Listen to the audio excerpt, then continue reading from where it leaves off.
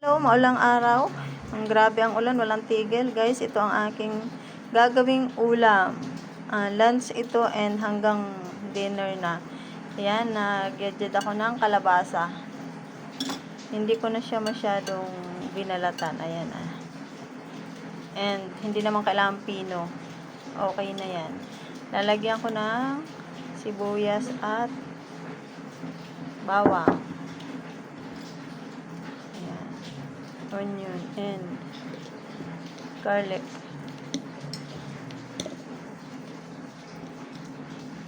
Lagyan natin ng black pepper. Ayan. Black pepper, salt. Ito ang salt na ginagamit ko. Pink salt. Hindi siya masyado maalat eh. Ayan, lagay natin yan. Lagay ko na rin itong egg. 2 eggs.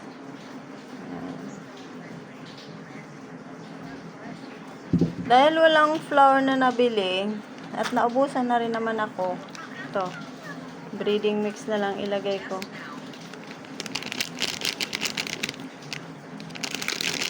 Ayan guys.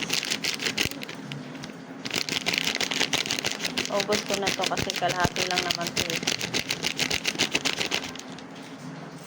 And then, imimikos-mikos na natin yan. Mikos-mikos lang guys. Hanggang sa mag mix-mix silang lahat. Well combined ba? And guys, at akin nang na mix together. Hindi na ako nag-add ng water kasi yung kalabasa magkakaroon niya ng water. Ayan, may tubig na siya. So, sakto lang to. And then, piprituhin ko na. At titikman na natin. Ayan, tag-ulan, tipid itong ulam guys, healthy pa ito. Diba, wala kasi kaming gata. Wala rin pansahog. So, ito na lang ang naisip ko na lutuin na ulam. Kalabasa lang nandito. Ayan. Pampalinaw ng mata at ng puso. Diba? Ayan, tingnan natin. Mamaya, titikman natin ang ating luto. Ayan, oh, mukhang ang sarap na nito. Masarap to, pwede rin itong pampalaman sa tinapay. Kung wala kayong palaman, lalagyan nyo lang ng mayonnaise. Ayan. O, diba? Ang ganda na ng kanyang mixture. Ang ganda na ng mixture nito, guys. Ayan. Ayan. And guys, mamaya tikman natin pagkatapos ating magprito. Kung gusto nyo rin itong gayahin, ayan, ganun lang guys ang ginawa ko. Ayan. Thank you for watching. Thank you very much. Ingat kayong lahat kasi napakaulan nga, walang tigil. Ilang araw na itong umuulan. Kaya tipid tayo.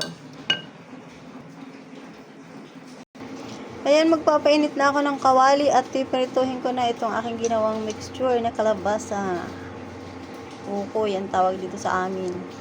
Habang pinapainit ko nga yung pan ko, ay ako ay nagsalang na rin ng sinaing. Ayan, maliit lang yan na rice cooker dahil 3 tao lang naman kami dito sa bahay. Tama na yan hanggang mamayang gabi na. Ayan, mainit na. Lagyan ko na ng oil. Kaunti lang. Kaunting oil lang. Ayan. Mainit na guys. Mainit na. Lagyan na natin itong aking ginawa. Ipa-flat lang natin. Ganyan siya ka-flat. Maliit lang.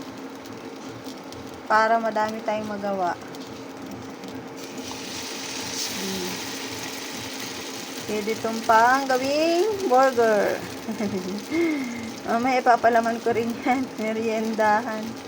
O, diba? Para-paraan lang guys ngayong tag-ulan. Wala tayong income.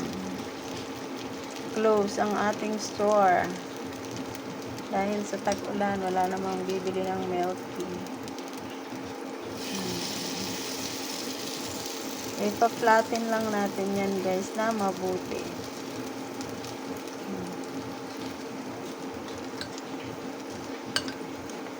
Yan lang ang nilagay ko. Hindi na kasi ako naglalagay ng kung ano-ano kasi meron na siyang breading mix. So, may lasa na rin yun. So, hindi na kailangan maglagay ng mga pampalasang iba. Pero depende rin naman yun sa inyo guys, kung gusto nyo pa mag-add ng mga seasoning. Diba? Kasi ako, hindi na talaga ako naglalagay ng mga kung ano-ano. Okay na yung isa. Ayan guys, hintayin lang natin siya na maluto, mag-brown siya. At titikman na natin mamaya. Kumukulo na ang aking sinaing. Ayan, malapit na maluto. At ito naman akin ang ipiflip. Ayan, baliktarin na natin. Mukhang okay na. Parang ang ganda ng aking pagkakagawa. Oh, di ba? Manipis na manipis. Panglagay sa sandwich. Ayan guys. Pero hindi pa, iba-brown-brown pa natin. Hindi pa pwede yung iba. Hindi pa pwede. Mamaya. Ayan, yung isa lang. Titikman kasi natin. Pag naluto na yung isa, titikman na natin. Diba? Siyempre kasi yung apoy niya, yung sakto lang, nasa medium lang siya para maluto talaga yung kalabasa. Diba? At saka manipis lang talaga siya. Kasi pag makapal, tapos malakas ang apoy, mabilis masunog. O posible na yung kalabasa, yung iba hindi maluto. So, ganyan lang siya. Ipa-flatten lang and then medium heat lang. Wait natin. Ayan guys, tikman na natin. Ito na. Tikman natin. Harap. Harap. Pang burger.